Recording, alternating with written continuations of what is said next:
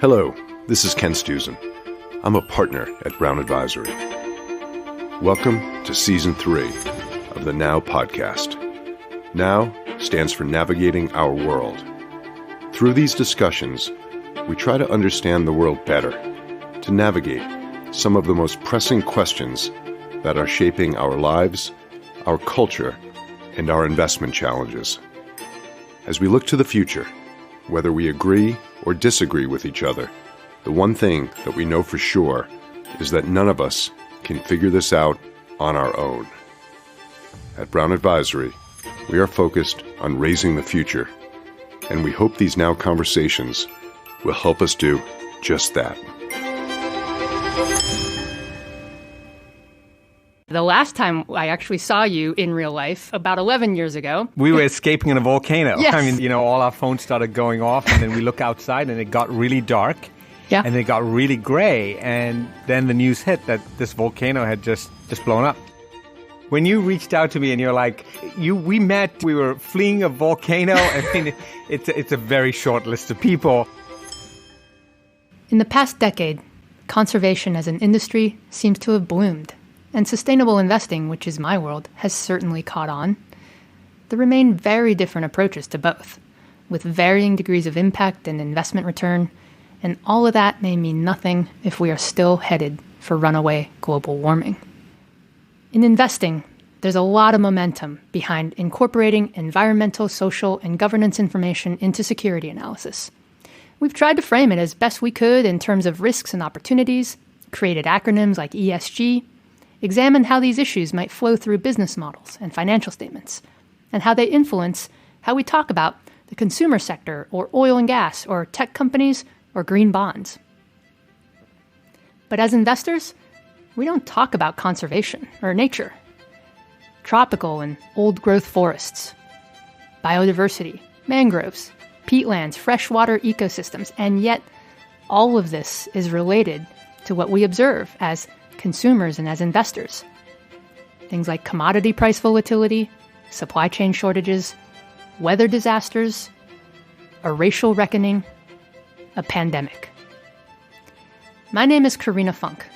I'm the chair of sustainable investing at Brown Advisory and co-portfolio manager of our large cap sustainable growth strategy. For this Climate Week episode of Navigating Our World, I am thrilled to welcome Dr. M Sanjayan, CEO of Conservation International, and to see if we can bridge this gap between investors and conservation. In addition to leading one of the largest global conservation organizations, Sanjayan believes in bringing his message about climate action to as wide an audience as possible, hosting numerous documentaries for PBS, BBC, National Geographic, Discovery, and Showtime, in addition to his many appearances on major news outlets. And I rattle these off not just as accomplishments, but in the hopes that some of our listeners might seek these out on major streaming platforms. The Years of Living Dangerously documentary series, for example, opens with Harrison Ford in a fighter jet, or Sanjayan's recent Climate Lab series in partnership with Vox and the University of California. These shows are eye-opening and riveting. Sanjayan was raised in Southeast Asia and West Africa, which, as you'll hear, informs his worldview and his passion for nature-based climate solutions and the people whose future livelihoods depend on them. Stay tuned after my conversation with Sanjayan. I'm going to speak with Mike Hankin, Brown Advisory's CEO, to get his thoughts as a business leader on climate change and how companies can move the needle toward effective, long-term solutions. Sanjayan, I am thrilled to speak with you, and also to say it's wonderful of you to join us again. You were a fantastic keynote speaker at our in-person, when we used to do that, Navigating Our World conference, and that was back in 2010. Great to be here, and nice to see Karina, and gosh, a lot has changed at that time. So let's start. In my world of investing, many of us know that incorporating the realities of climate science into investment considerations is part of our fiduciary responsibility. Yet, as investors, we try to get our heads around pressing issues such as raw material sourcing, storm disruptions, business continuity, commodity price spikes. And we don't often connect the dots as to how this is all related. And I can't imagine in the conservation world you'd get very far on any of these topics without refocusing on climate change. Isn't that what all this volatility is about? Yeah, I think both short-term volatility and certainly long-term uncertainty. It takes very little hiccup from nature to send humanity into a quick spiral. I think markets are finally waking up to both short-term and long-term challenges that come with not understanding, managing, and preparing for the risks induced by climate change and other natural factors or other nature-based factors. Climate change is not natural in that it's human-caused. The climate change we're seeing right now is completely human-caused, but nevertheless, the impact is via nature. In terms of a pandemic, in the past year, what have we learned about just how connected all of these risks are? Yeah. So I'll give you a couple of things that have been truly surprising for me. The first is how much we all appreciate nature. So when in the height of the lockdown, if you recall, and you looked out of your window or you walked into your park, people really flock to nature. Every national park right now is oversubscribed. There are lines of people waiting to get into campgrounds. My bike paths, I live on the edge of Washington, D.C. The bike trails are so full that when I commute to work, I use the roads because there's just too many people on the actual bike trails. So I think we have all woken up to the importance of nature in our lives and in our surroundings. I don't think that's going to go away. I think that's a good thing that's going to live with us for a little longer. A couple of other things that happened as well. Think about the speed with which we were able to develop a vaccine. But then think about the lack of global cooperation that was needed in order to actually get those shots in arms around the world. It's really the duality of humanity. It's the thing that makes you just feel so great about humans, but also it makes you weep. That's the exact same thing we're dealing with climate change. Climate change, the science behind climate change has been known for decades. The precision has become incredible. We have solutions right now ready to go that can actually meet the challenges at hand. But global cooperation to deal with it in a timely manner is always something that we strive for and have not managed to achieve. So I see climate change and the COVID pandemic very analogous. It requires individual action, but it also requires government action. So there's lots of parallels on that. The last thing I'll say that what I've realized about during this pandemic is that virtually every business that we are talking to has stayed the course when it comes to sustainability, the environment, conservation, etc. That surprised me. So in the first 2 months of lockdown, people did go a little radio silent. Mm-hmm. And I could understand that.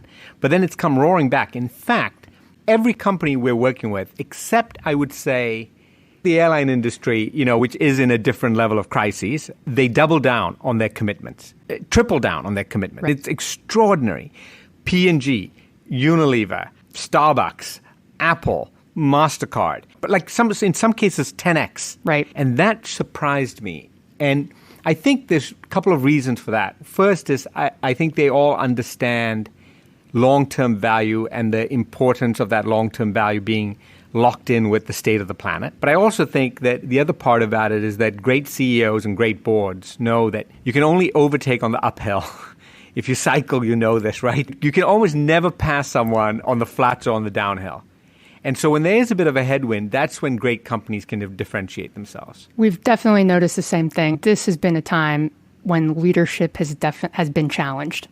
And there are some companies that have laid the foundation previously, but maintain that intentionality to be stronger on the other side of this. So I'd love to get to some of those company examples. But first, I'd like to connect the dots more with conservation. Extreme conditions leading to extreme concern. As scientists say, climate change shows no signs of slowing its deadly rampage. So in other words, climate. The subway system in New York City rendered unusable. Hundreds of thousands still without power in Louisiana in the heat of the summer. Out west, historic heat, with the region's largest fire still only 0% contained. Or the pandemic that made us a lot of us appreciate nature all the more, and that's not going away, like you said. Huge supply chain shortages and issues are starting to affect everything from your Starbucks and even lumber. To the extent that all that can affect businesses, populations, and consumers seemingly on a day-to-day basis, does conservation have an impact on our daily lives as well? I think for the longest time, we were under the impression that once we dealt with basic needs, jobs, education, food, water, health, then we could start looking at the nice-to-haves. And conservation, the protection of nature, protection of wildlife, restoration of forests was seen as something that, was important but was nice to do after you dealt with other things first. I think that has completely changed.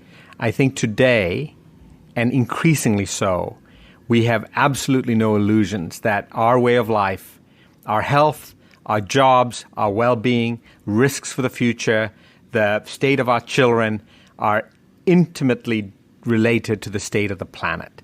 And that distance between the two, humans and the natural world, has now shrunk almost to the point that I would say indigenous societies had enjoyed over a course of thousands of years. I think we forgot that covenant. We went our separate ways, and we're being forced back together in sometimes uncomfortable ways. But I think that link is now really present, and I don't see that as a fad or a trend. I think it is absolutely here to stay. You open up virtually any newspaper, whether you're reading the Standard in Kenya or the Financial Times or the New York Times here or Washington Post, open any paper and really the front page almost on a daily basis has something to do with nature, climate change, the environment, etc. Sure, conservation isn't really part of our daily language, though. What is conservation? What are the misconceptions? The reason why I think conservation doesn't tend to end up in the newspapers, in our daily news cycle as much, is because, without a doubt, the news media tends to focus on what's bad. What people are still doing is putting up things out there that shock you in order for you to read it. Conservation is the active part of it. That's the part where you're actually doing something about it.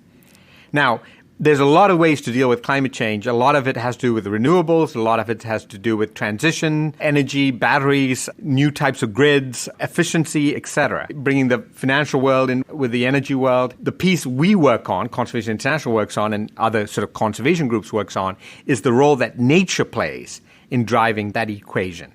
So you probably heard that recently there was this IPCC report. That's the big report that's done every few years by quite literally hundreds of scientists that give you the state of where we are in terms of the science regarding climate change. And the most recent one that came out made the link between human activities and temperature rise and really said climate change is not far in the distant future. It's right here, right now. It's impacting us as we're talking and standing right here. Events that are like hurricanes and droughts and floods and things like that. The one piece that was missing in that report, or didn't really come out in the report, but it's true, is that in order for us to inhabit a kind of livable planet, so something where the temperature rises around 1.5 to 2 degrees Celsius, in order for us to do that, everything else must remain the same. Yeah. There's a basic assumption that's being made that forests will remain forests, oceans will remain oceans, grasslands will remain grasslands. That's baked into the models that we are using to predict our future. And the truth of the matter is the only way that's going to happen is if there's a massive investment in conservation. So those models are optimistic. Incredibly optimistic, because we know that forests aren't just standing. They are burning, they are being destroyed, they're being cut down, grasslands are being converted, oceans are being polluted. So we know that we are still continuing to wreak havoc on nature, yet it is the bedrock upon which the rest of the IPCC report is based. So we're not going to achieve our climate goals, and let's be clear, the goals of a livable planet for humans without protecting nature.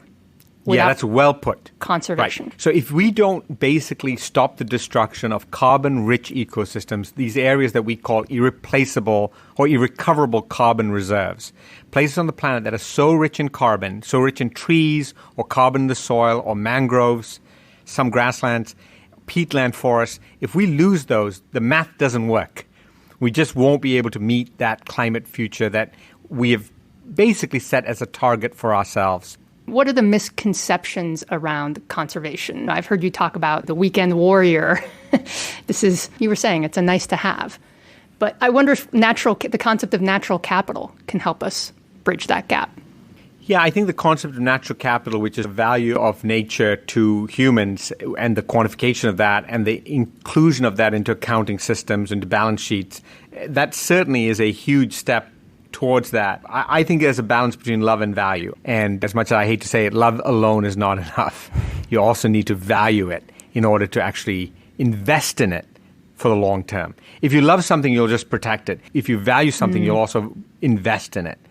I think that gap is changing, to be honest. I mean, I'm right now in the world I inhabit, it's not the big barrier is no longer capital, philanthropic or otherwise. Don't get me wrong. I absolutely need philanthropic capital. I need people to give us money in order to do the work. But there is a lot of capital flowing in. The real challenge is supply. The real challenge is talent. The real challenge is actually using that funding in a way that can scale and doing it fast enough. So tell me more about how you've seen businesses take action with this notion of natural capital. And there's a big difference between businesses having the stated objective to restore biodiversity or protect the oceans versus I want to de-risk our supply chain from volatility. So many companies don't actually know, while they have a good handle on their supply chain for efficiency purposes, they often don't know where the stuff in that chain is actually coming from. Nor do they have a good understanding of the impact it's having on land. So we just did a landmark study with Walmart. Now, if there's a company that really gets supply chains and used efficiency on supply chains and getting it right, is Walmart's thing. They have fantastic data sets. But when you look at the top 13 commodities that go into things that you can find at Walmart, things like palm oil and cotton and rice and things like that, when you really look at it and try to trace it back to places on the planet, it becomes much, much harder. The data isn't just collected that way. So we did this big study with Walmart where we looked at these 13 commodities from tuna to coffee to palm oil to cotton. We tracked it back to places on the planet, something like 25 places on the planet, and actually put a acreage around it. And basically said, this is the impact you're having on land in these landscapes around the world. Now, Walmart is using that to then say, okay, we're going to take the top 3 or the top 5 of these as a first step, and we're going to invest in them in order to ensure that our supply chain is obviously protected, but we are not destroying those places or contributing to the destruction of the places. Actually, the exact opposite. We want to contribute to the restoration of those places while pursuing our supply chain. So it allows them to target investment in some ways into communities and landscapes where they're getting their basic commodities from, but where keeping those places vibrant and biodiverse is in everyone's best interest. And there's also some level of collective action. So there's some really interesting initiatives out there right now. There's a Sustainable Coffee Challenge, which is pretty competitive. Really, Starbucks was one of the leaders in that. But now many other coffee companies, basically about 40% of the coffee sector, has joined in thinking about sustainable coffee across landscapes as a pre-competitive step. Because the interesting thing is when the forests in Indonesia burn and, it covers Singapore with smoke, people in Singapore aren't going, oh, it's not really Starbucks, it's not really Unilever, because they're doing it right. No one's making those distinctions. They're just saying, we don't want the forest in Indonesia to burn. So you have to act almost collectively in order to actually bring the changes on those landscapes at the scale to deal with consumer demand and to be sort of a good citizen. And that's new, right? So that's a bit new. So 10 years ago, when you and I first spoke, there were individual companies that were shining stars. And they used the fact that they were different and green as real credentials to license to operate at a high level. Today, you still do have those stars, but for the most part, most companies want others to join in. And there's much more sense of collective action because everyone knows they're in it together. So natural capital is something that investors do take into account. They just don't call it that. And it's mispriced right now, isn't it? Yeah, it's greatly mispriced, but I think that's changing as well. Look, I think that when it came to materials, I think companies thought, where can I get the largest amount, the cheapest? And that's what drove everything. Mm-hmm. And they really underestimated the risks. And I think that risk has really snuck up on us. And I think now you're finding some companies who have always tried to do the right thing in a position where they are realizing their raw materials, where they're coming from or how they're coming to the market is fundamentally flawed and creates really untenable risk for their operations. Let's get to capital flows. Over 10 years ago, when you first spoke to this audience, you were chief scientist at the Nature Conservancy. And correct me if I'm wrong, but conservation was quite heavily dependent on philanthropy. You've mentioned that a lot has changed in the past decade. Why don't you tell us about it? The good news and the bad news when it comes to capital flows towards conservation. I think today, certainly for Conservation International, private philanthropy is incredibly important because it's flexible and it's what sort of makes everything else work. But the leverage between private and public or institutional funding or corporate funding is like 5-to-1. For every dollar we raise privately, we could probably get $4 in some other way towards the problem. And that's kind of the good news. The good news is there is a lot of funding that is heading towards conservation problems, reforestation, protecting oceans, fisheries, forest management, carbon offsets, etc. The not so good news is that it's not getting necessarily the people who need it the most. So there are winners and losers. The winners tend to be established companies in the developed world, whereas where the carbon is, where the biodiversity is, where the need is, tends to be in Liberia or in Suriname or in the coast of Colombia or in Peru or in West Papua. And whether that funding is going to get there into the hands of indigenous communities, local peoples who are on the front lines of conservation is still, I have no confidence that that's going to happen unless we really push for it.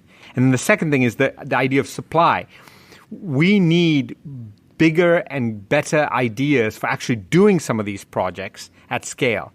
I think there is funding that is looking to help support it. We just need those projects to be developed and ready to go. Tell me more about the kinds of solutions and investment opportunities. First, the ones that are oversubscribed, and then let's get to the ones that maybe have too high perceived risk. So I wouldn't say necessarily oversubscribed. I'd say subscribed. And these would be projects that really focus on carbon and carbon offsets. That part of the work definitely has a lot of funding flowing in it. However, it comes with some real risks. And the risks are, number one, the projects that you do really better be really good projects. They actually better protect the carbon and restore that carbon at scale. And there is still a lot of variance in that. Two, you better be able to monitor it over long periods of time. Three, it should ideally go to places that really matter the most. It should go to those places which are carbon dense and have lots of biodiversity where people need that kind of funding. And four, and perhaps most importantly, it should never be a pass for polluting. It should only be available to companies who have done everything they can to reduce their carbon load through renewables, through efficiency, through shifting their design. And it's used as ice cream on top. It's used for that last push. So if you can meet those criteria, I think the carbon markets are red hot, but the rules are really weak. And we need to strengthen those rules, make sure they're good players in it, and it's actually doing its job, which is protecting or restoring nature at scale for the carbon benefits. The part that is probably most undersubscribed is biodiversity, this biological diversity of life, which everyone agrees is valuable. It's difficult to put a number on it or find a way to quantify it and thus find a way to pay for it. So that one, I think, desperately needs more funding. And then everything else is somewhere in between. Fresh water, healthy oceans, clean beaches, those sorts of things. In terms of the newer, riskier projects, it's tough to not ask for high levels of risk management when you're investing in, say, Papua New Guinea versus New York, right? And, one emotional tendency of investors is well known that you tend to take more risk in areas of the market where one is most comfortable. I know we've discussed some of your head scratching at some of the big risks that investors are willing to take. Go ahead and mention some of those head scratchers. No, it's a very funny thing because people will throw a lot of money towards a company like Theranos, which is currently in an interesting trial in California. Enormous amounts of funding went after WeWorks. It is really puzzling to me how willing humans seem to be to take risks in certain sectors. But when it comes to nature, when it comes to locking up forests or carbon or biodiversity, they seem both risk averse but also expect standards that are almost impossible to meet where they're investing in. So if I told you there's a gold mine in, some country that you've barely heard of, or a diamond mine, and we're going to go do this, you'll get investors throwing in money in. But if I said the same thing, well, that same country, we're going to go protect this forest, you're going to say, oh my God, protecting forest, but that sounds awfully risky and it's a dangerous country to operate in. And it's a puzzle to me because the one thing that I bet you would agree with, and I bet every listener here would agree with, is that nature has some value, whether it's biodiversity or clean oceans or rivers or carbon.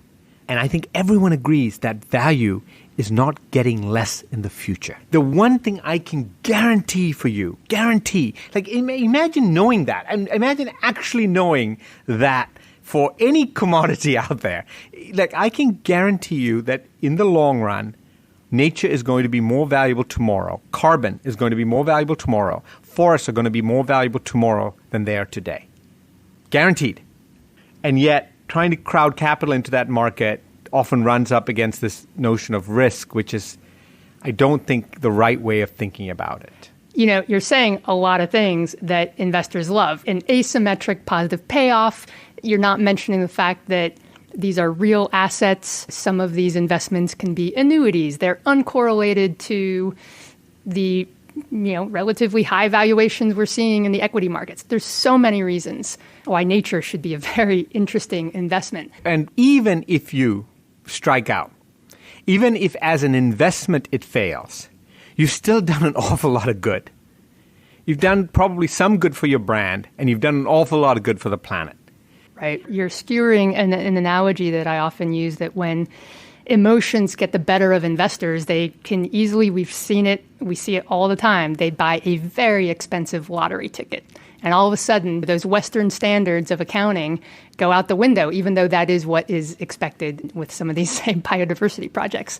But you're saying it's not a lottery ticket. It's definitely not. The chance of you actually winning something is much, much higher. It's more like the postcode lotteries that you see in Europe, where you play the lottery as a way of funding some kind of social program, and you do have a chance to win. It's a little bit analogous to that, but the chance of winning is much, much higher than anything you would do with a lottery. Much higher.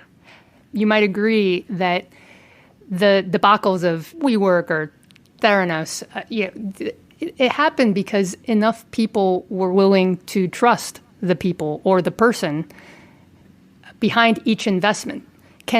So my question is, can conservationists do more to build trust and build relationships, even ahead of the capacity building that would be needed for that auditing and the KPIs and the monitoring and reporting that makes projects look better on paper? They need to look better on paper, yes, but tell me more about trust. So that's a great point. One of the big challenges of conservation, especially right now, is that it has been seen to some extent as a Western construct, colonial construct, has very much been driven by, a particular kind of society or a segment of society.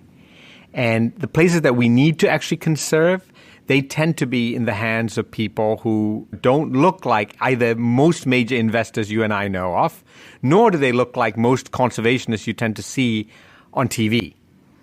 So there is a gulf, a big gulf. Conservation is by no means a meritocracy. And I think that it's probably the least meritocratic field. Just look at who's in the leadership positions in conservation organizations. Just turn on the TV and watch who is seen as a representative conservation. And it tends to skew very heavily towards Western, male, of a certain age, or potentially a certain class. And it has to be way more diverse than that, because the places we're trying to save are in the hands of often indigenous communities, indigenous peoples, or local communities.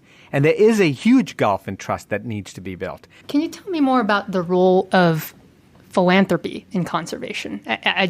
My mind went to that next because this trust building is an investment that may not be considered by the investor that's expecting that low mid-single digits annuity from a forestry project, but yet it's so important. So can philanthropy be, catalytic, and just tell me more about how the role of philanthropy has changed vis-a-vis the opportunity to invest in conservation? Yeah, so I'd make 3 quick points on that. First, of course, is philanthropy is incredibly important to conservation because it gives us the flexible funding we need to innovate, to try new things, to seed things, etc. When you go to governments and ask them to allocate capital for certain projects, or even companies for that matter, if you're going with some money in hand, something CI does often, where we show up not completely empty-handed. I just got back from France. We had a meeting with President Macron and his team. France has been very good at committing funding for the greater Amazon basin under a project called Amazonia Verde. But the commitment that they have made, we have also managed to match with private philanthropy. Not dollar for dollar, but we've also put some of our own funding into it. And that really makes good partnerships. Governments are interested when you show up, not with a completely empty hat, but also some money or skin in the game that you can put on the table. So private philanthropy is what we need in order to be flexible, try new things, innovate, and leverage. The second thing I'll say is that I don't think that wealth growth has kept up with the amount of money then going into conservation or philanthropy from the private sector. A big gift 10 years ago, and the number I would throw for a very large gift is about the same as it is today. In reality, actual wealth has grown much faster than that.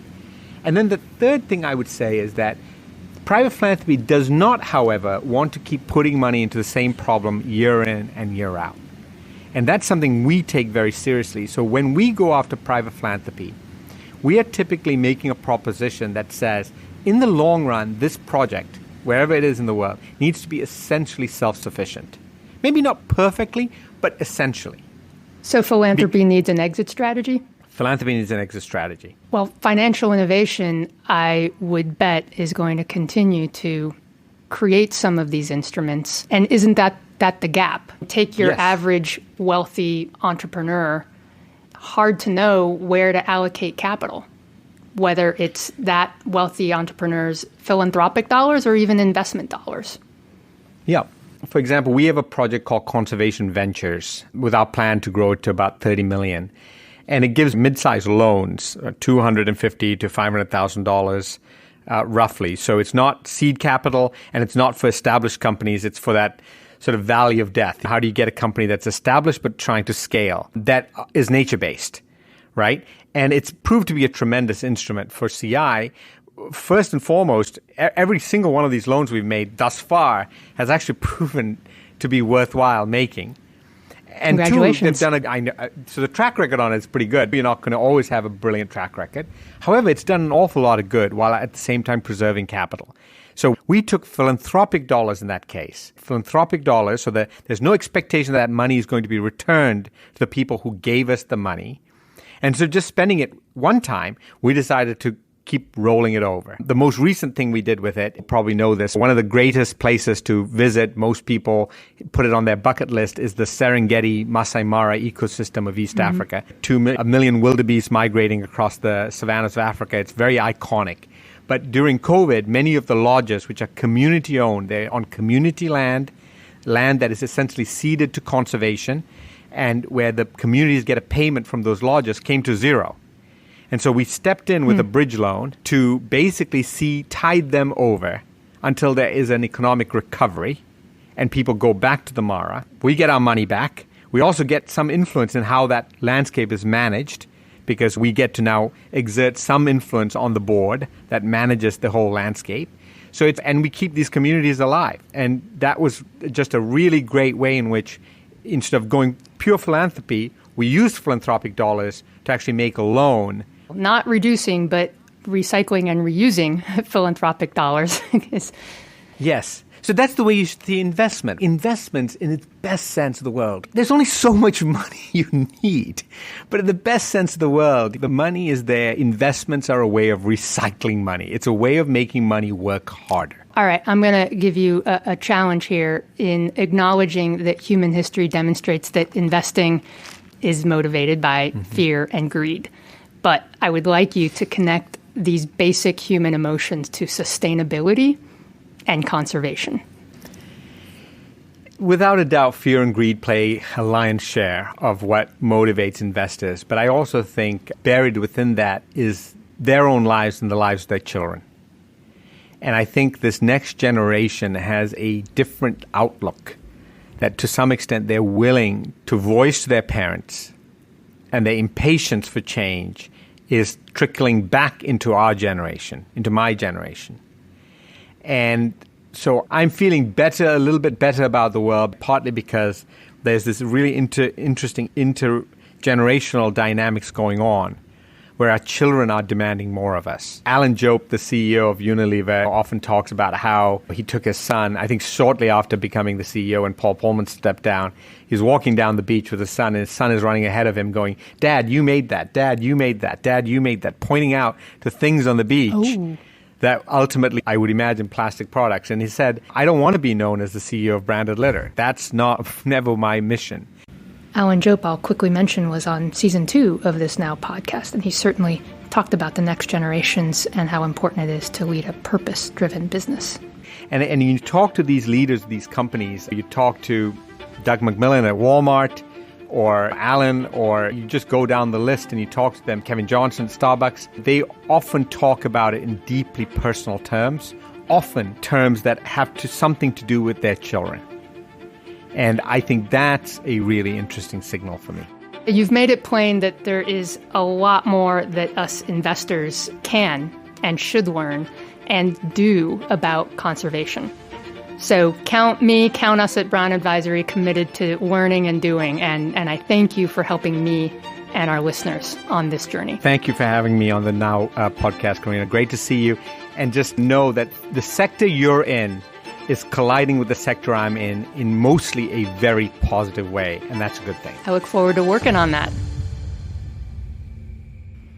I'll be back in a minute with our CEO, Mike Hankin, to talk about what we can learn as investors from this conversation with Sanjayan.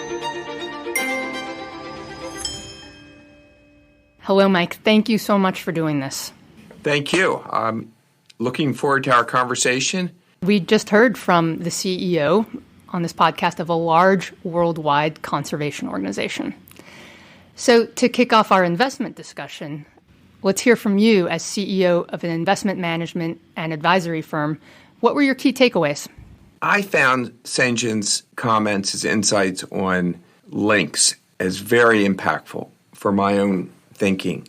So he mentioned that the IPCC report makes clear the link between human activities and temperature rise. He talked about the link between climate change and conservation. In fact, I thought he articulated that the best I've ever heard from anybody, that in order for us to live in a habitable planet, everything else must remain the same, and the only way to make that happen is by conservation. And the reason why I focus on the word links is because I think about the challenges that exist to bring the issues related to climate change, to conservation, to ESG even more broadly, to the forefront of businesses around the world so that we can understand better businesses' roles in conservation and in dealing with climate change.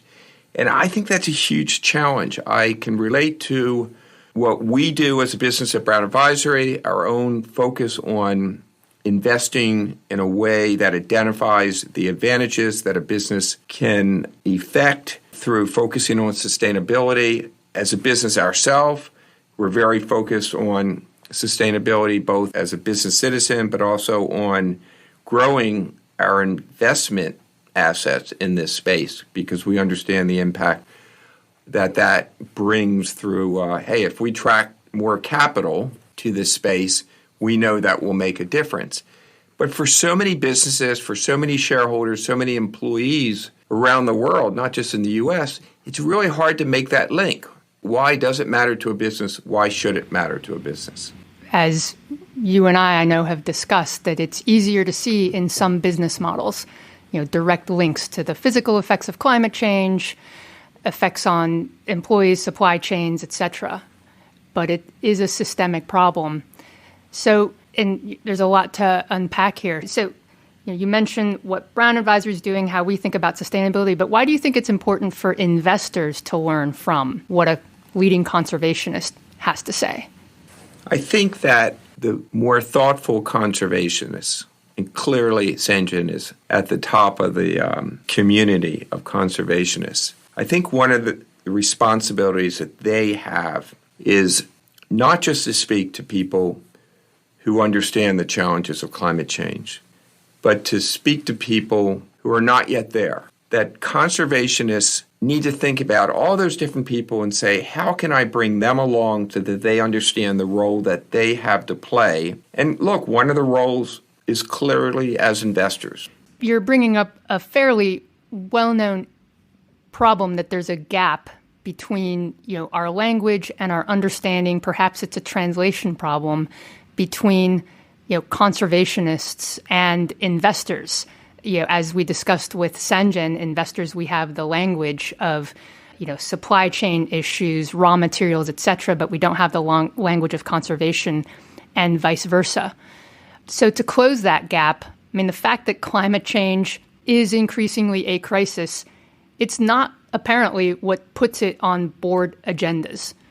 Why is it so hard, Mike? Why is it so hard to put this on the board agenda? It's a really good question. I think about our own board. We meet 4 times a year. When we're sitting down and thinking about the agenda for the next board meeting, we're thinking about approving a budget for the year, reviewing the audit, reviewing the leadership of the firm. Are we hiring good people? Are we keeping good people? There's a whole long list of issues, our relationships with our shareholders, a strategic investment that we might make, launch a new strategy like global fixed income or sustainable core. That's a lot to put on the agenda for only 4 meetings a year. So the things that get there that are not part of business planning or review are things that, frankly, for many businesses tend to be crises. And I think about cyber, for example, cybersecurity issues. Every business is facing that as a crisis. That's on most business agendas every single quarter.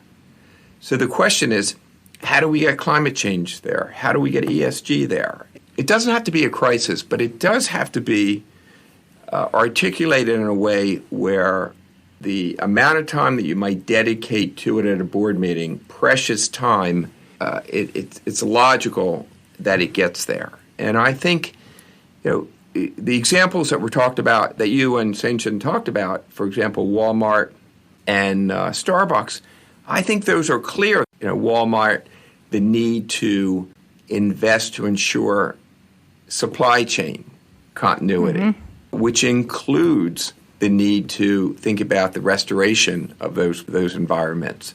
For coffee, we're past the point of where any one coffee producer, one coffee seller, retailer can manage the issue of sustainability on their own. Everybody needs to do it. I think he described it as a pre-competitive step. So that's clearly on the board agenda for companies in those businesses. We have to make sure that every business thinks somewhere in their supply chain, in their customer demands, in the way they price things, somewhere there is already a link to climate change and to sustainability. You and I believe there is. This is why we put it on the agenda for every single board meeting at Brown Advisory. We want to discuss how we're doing as a business in this space, and we know that we have a role to play given the increasing size of our business. I think our bigger impact on sustainability is what we're doing as investors. We've got almost a quarter of our investment assets where we have been hired by investors to invest in a way that exploits business advantage in sustainability that a business was able to do. And that's going to drive change. If you have significant investment assets dedicated to business strategies that we know will have an impact, I think that's a bigger consequence than just measuring our carbon footprint. And we need to do both. But then you and I would argue, more importantly, what about their business strategy that is going to make a difference? Sanjayan also brought up just how difficult it is to get the data that would really indicate and require collective action. But it was also good to hear that many of the leading companies are already doing it, even without perfect data. And so you get Walmart tracing their raw materials to their origins in order to conserve them. That's when the language of saving a forest, gets into the management lingo, that gets into investment conversations. Starbucks and the Sustainable Coffee Challenge, that is everything from ethical sourcing to the environmental impact of a cup.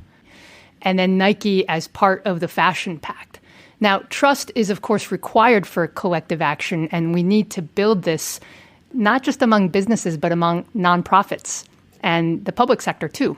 So you're a business leader who's also been very involved with nonprofits and as an advisor to the Baltimore city government. All of these stakeholders have their own agendas, but I would also imagine some common goals. What would you say are some real takeaways that can help us achieve progress towards any of those goals that might be aligned with conservation or climate action, if you will? I think conservation involves the cooperation necessary to do the things we have to do. And that's a tough concept for a lot of people. And I think that the best ways to getting things done is to understand that we all have some responsibility. You and I have responsibility as members of a community. Our government leaders have responsibility. You and I are leaders of a business, and we know that we have a responsibility as business citizens. Let's combine this with some of the good news that Sanjayan mentioned, that there's actually a lot of capital now flowing to conservation projects. Now, it's a problem that it's not necessarily going to the highest ROI, but where can we participate? Mike, you and I have talked about how all capital has an impact.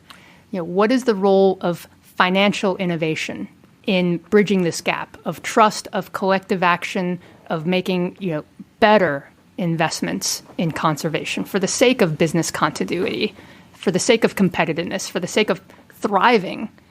So when I think about companies in which I like to invest, and I think about nonprofits, especially environmental groups that we as a business back financially, or many of us do individually, I think a lot about those businesses and those groups that are willing to share ideas and to recognize that everything does not have to be created by them. And I think we have to reward that. And I think that's what someone like Sanjayan does. And you and I know lots of businesses that are run by people who are really good listeners who are saying, bring us ideas.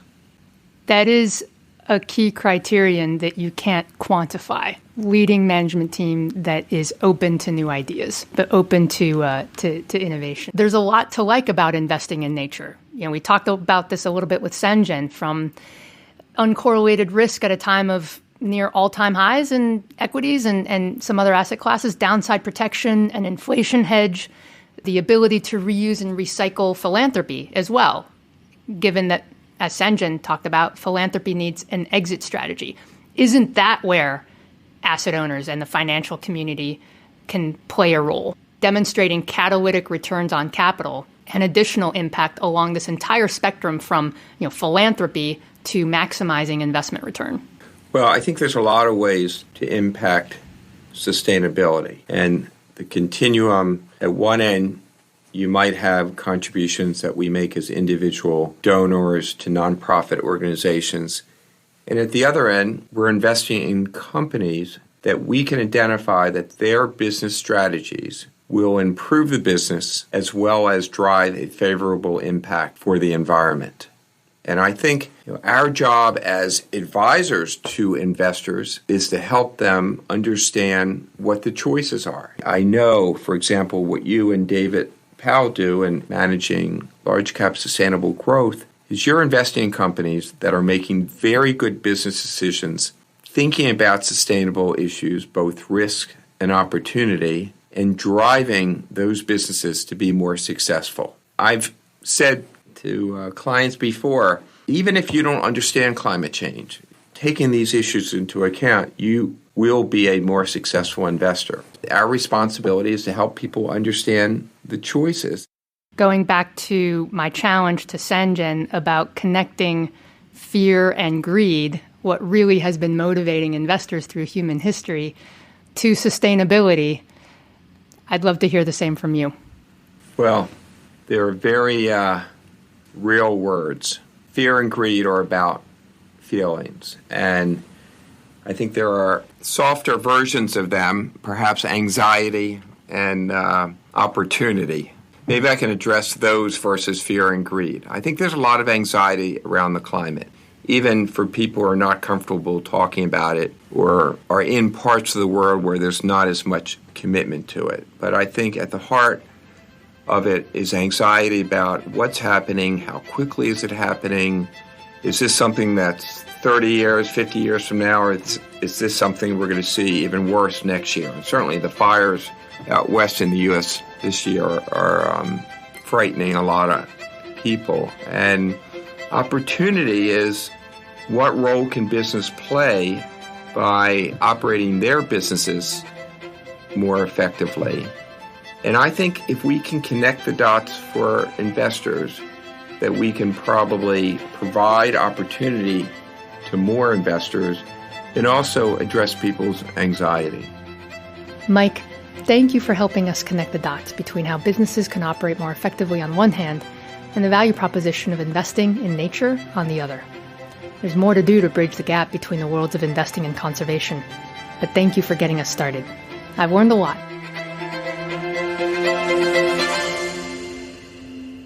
Thank you for joining us as we continue this effort to seek out insights that help us understand our rapidly evolving world.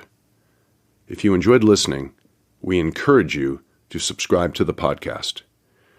Be sure to tune into our next episode with Dan Schulman, the CEO of PayPal. Until then, be well and stay safe.